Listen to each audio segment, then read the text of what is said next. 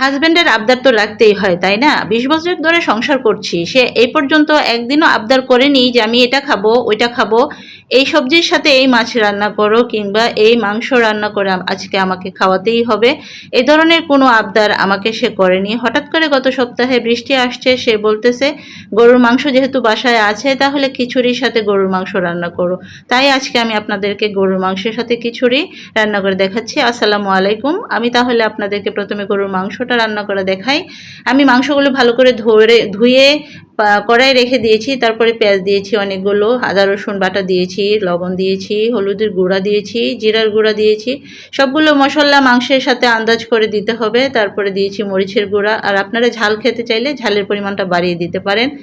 তারপরে আমি দিয়ে দিয়েছি সয়াবিন তেল, দিয়ে হাতে ভালো করে মাখিয়ে তারপরে সেই হাত আবার একটু পানি দিয়ে ধুয়ে বসিয়ে দিয়েছি চুলায়। দেখুন আমার রান্নাটা অলরেডি শুরু হয়ে গিয়েছে।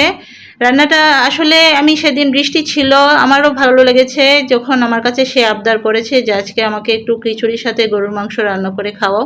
দেখুন বৃষ্টিটা আপনাদেরকে আমি একটু দেখিয়ে দিলাম। এই যে দেখুন আমার রান্নাটা মোটামুটি মানে কষানো হচ্ছে গরুর মাংসটা। আসলে এখন আমি গরম মশলা দিয়ে দিয়েছি। গরম মশলাটা শুরুতেই দিলে ভালো হয়, গন্ধটা ভালো আসে।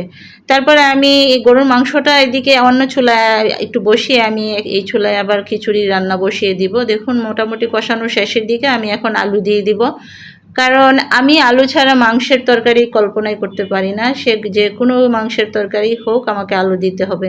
এখন আমি ঝোলের জন্য পানি দিয়ে দিচ্ছি পরিমাণ মতো। গরুর মাংস তো জানেন আমি ভালো করে সিদ্ধ করে তারপরে পানি দেই।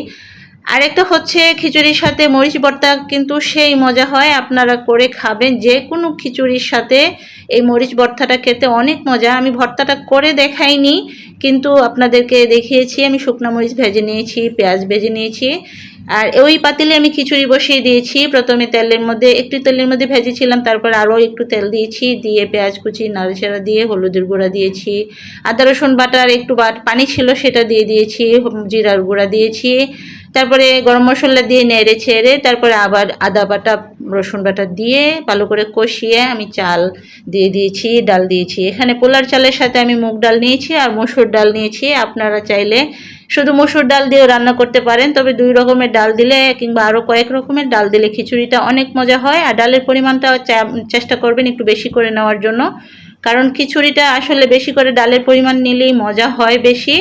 আমার খিচুড়িটাও কিন্তু প্রায় শেষের দিকে রান্নার।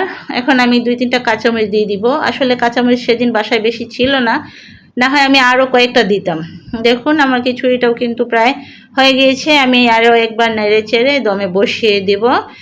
তারপরে আপনাদের সামনে আবারও একটু গরুর মাংসটা নিয়ে আসবো।